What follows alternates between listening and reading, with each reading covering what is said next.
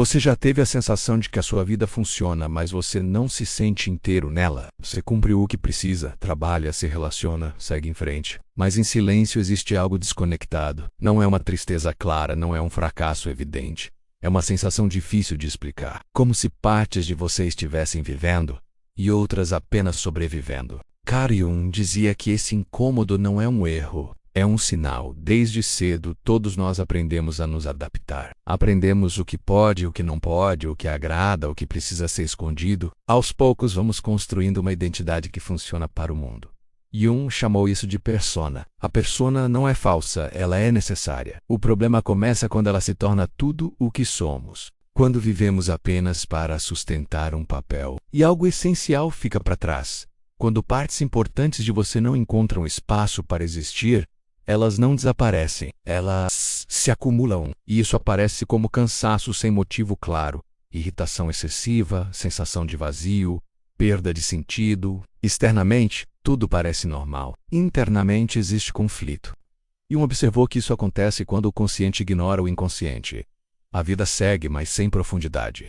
Jung chamou o amadurecimento real de individuação. Individuar não é se isolar, não é se tornar especial, não é abandonar o mundo. Individuar é se tornar inteiro, é permitir que o consciente e o inconsciente conversem, é integrar forças e limites, qualidades e falhas, luz e sombra. Não para viver em conflito, mas para viver com coerência interna. Esse processo assusta porque exige abandonar certezas. Exige questionar caminhos que foram seguidos no automático. Às vezes crescer dói porque implica admitir: isso nunca foi totalmente meu. E isso não invalida sua história. Apenas abre espaço para que ela continue de forma mais consciente. Na prática, a individuação aparece assim. No trabalho, você percebe que não quer só estabilidade, quer sentido. Nos relacionamentos, você para de buscar alguém que te complete e começa a buscar encontros mais verdadeiros. Na vida pessoal, você começa a dizer não sem culpa, e sim com presença. Nada muda de forma radical por fora, mas tudo muda por dentro. Jung não romantizava a dor, mas reconhecia seu papel. Muitas vezes, o sofrimento surge quando você vive distante de si mesmo. Ele funciona como um aviso. Ignorar esse aviso prolonga o conflito. Escutá-lo abre caminho para a integração. Existe um sofrimento silencioso que quase ninguém leva a sério. É quando a vida funciona, mas você não. Você olha ao redor e pensa que não deveria se sentir assim. Mas Jung dizia: o inconsciente não entende argumentos morais. Ele responde à verdade interna. Quando você vive uma vida que faz sentido para os outros, mas não conversa com quem você é por dentro, o vazio aparece. Jung dava muita importância aos sonhos, não como previsões, mas como mensagens simbólicas. Sonhos de estar perdido, chegar atrasado, não encontrar o caminho. Tudo isso fala de transição. Quando esses sinais são ignorados, o conflito sai do sonho e entra na vida real, como ansiedade, angústia, sensação de estagnação. Individuar não é se afastar do mundo.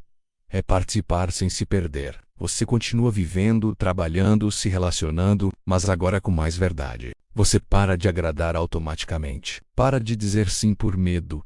Para de se moldar sem perceber. Isso não te torna egoísta, te torna inteiro. Um dos maiores bloqueios desse caminho é o medo de decepcionar. Medo de parecer ingrato, medo de parecer fraco, medo de perder pertencimento. Mas Jung lembrava: aquilo que não se torna consciente retorna como destino. O que muda com o tempo? A individuação não traz euforia constante, ela traz coerência, calma interna, menos conflito. Você para de perguntar: quem eu deveria ser? E começa a perguntar: o que em mim precisa ser vivido? Carl Jung dizia que o maior perigo da vida não é fracassar, é não se tornar quem se é, e o processo de se tornar quem você realmente é não é rápido, não é confortável e não é linear, mas é o único caminho que não cobra sua essência como preço. Obrigado por assistir. Sabe aquele sofrimento silencioso que quase ninguém leva a sério? É quando a sua vida parece estar toda no lugar, tudo funcionando, mas você não. Você olha ao redor, vê suas conquistas, sua rotina e pensa: eu não deveria estar me sentindo assim. Eu deveria estar feliz. Mas por dentro, existe um vazio, uma sensação de que algo fundamental está faltando. O psicanalista Carl Jung tinha uma frase que explica isso muito bem. Ele dizia que o inconsciente não entende argumentos morais, ou seja, Não adianta você dizer para si mesmo que deveria estar grato ou feliz. A sua alma, a sua verdade interna não se convence com lógica. Ela responde ao que é genuíno. E quando você vive uma vida que faz sentido para todo mundo, menos para quem você é de verdade, lá no fundo, esse vazio aparece. E ele não é um problema, ele é um chamado. Um chamado para olhar para dentro. Jung dava uma importância imensa aos sonhos e aos sinais internos. Não como se fossem previsões do futuro, mas como mensagens simbólicas do nosso inconsciente. Pense nos seus sonhos. Você já sonhou que estava perdido em uma cidade estranha, que estava tentando correr, mas não saía do lugar, ou que estava atrasado para um compromisso muito importante? Esses não são apenas sonhos aleatórios, eles são metáforas. Falam de uma transição que está acontecendo dentro de você. Indicam que uma parte sua está se sentindo perdida, estagnada ou com medo de perder uma oportunidade essencial, a oportunidade de ser você mesmo. O problema é que, no nosso dia a dia corrido, a gente tende a ignorar esses sinais. A gente acorda, toma um café e esquece o sonho. Sente uma pontada de angústia e a distrai com o celular. E é aí que o conflito cresce. Quando ignoramos essas mensagens, elas não desaparecem. Elas saem do mundo dos sonhos e entram na nossa vida real. Elas se manifestam como ansiedade sem motivo aparente, uma angústia que aperta o peito, uma sensação de estagnação, de que os dias são todos iguais e você não está indo a lugar nenhum. É a sua psique dizendo: "Ei, me escuta, tem algo aqui que precisa da sua atenção." Quando falamos sobre essa jornada de se encontrar, de ouvir essa voz interna, usamos um termo de Jung chamado individuação. E muita gente confunde individuação com isolamento. As pessoas pensam que para se encontrar, precisam largar tudo, se afastar de todos e viver numa montanha. Mas não é nada disso. Individuar não é se isolar do mundo. Pelo contrário, é aprender a participar do mundo sem se perder nele. Você continua vivendo sua vida, continua trabalhando, se relacionando com as pessoas que ama, pagando suas contas. A diferença não está no que você faz, mas em como você faz. Com mais verdade, com mais consciência, você começa aos poucos a parar de agradar a todo mundo automaticamente. Para de dizer sim quando queria dizer não, só por medo de conflito ou rejeição. Para de se moldar para caber em caixas que não são suas, só para pertencer a um grupo. Isso não te torna uma pessoa egoísta ou ruim. Muito pelo contrário, te torna uma pessoa inteira, uma pessoa autêntica. Porque quando você age a partir da sua verdade, suas relações elas se tornam mais genuínas, seu trabalho ganha mais propósito. Você não está mais atuando um papel, você está vivendo a sua vida. E as pessoas que realmente importam vão sentir e valorizar essa autenticidade. Mas vamos ser sinceros, esse caminho não é fácil. E um dos maiores, se não o maior, bloqueio nesse processo é o medo. O medo de desagradar. O medo de decepcionar as pessoas que têm expectativas sobre você. O medo de parecer ingrato por querer mudar algo numa vida que aos olhos dos outros é perfeita. O medo de parecer fraco por admitir que não está feliz. E principalmente, o medo de perder o sentimento de pertencimento. Oh, medo de que se vocamudar, não será mais amado ou aceito. Esses medos são reais e paralisantes. Mas aqui, mais uma vez, Jung nos traz uma reflexão poderosa. Aquilo a que você resiste persiste. Aquilo que não se torna consciente retorna como destino.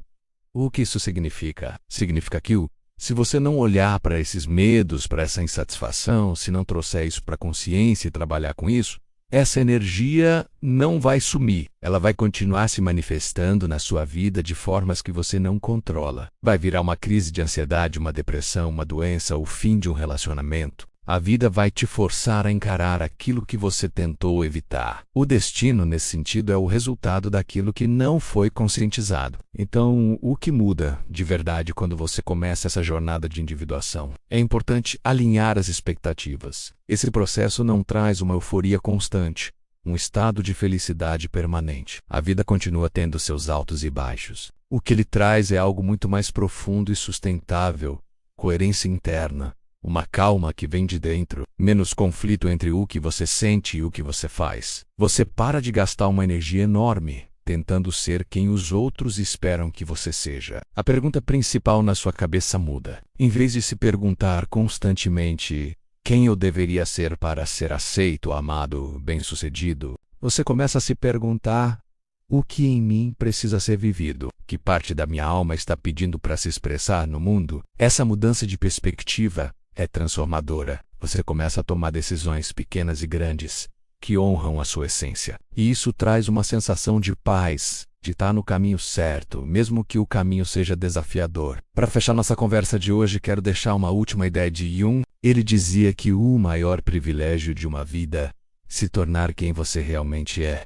E que o maior perigo não é o fracasso, mas sim o sucesso em algo que não importa para sua alma. O processo de se tornar quem você é não é rápido, definitivamente não é confortável. E não é uma linha reta. Tem curvas, desvios e retrocessos, mas no fim das contas é o único caminho que não cobra a sua essência como preço. É a única jornada que ao final te permite olhar para trás e dizer: eu vivi uma vida que foi verdadeiramente minha. É um convite para a aventura mais importante que existe: a descoberta de si mesmo. Se essa conversa ressoou com você de alguma forma, se você já se sentiu assim, compartilhe sua experiência nos comentários. A sua história pode ajudar muitas outras pessoas que estão passando pelo mesmo. E se quiser continuar essa jornada de autoconhecimento com a gente, não se esqueça de se inscrever no canal e ativar as notificações. Muito obrigado pela sua companhia e até a próxima.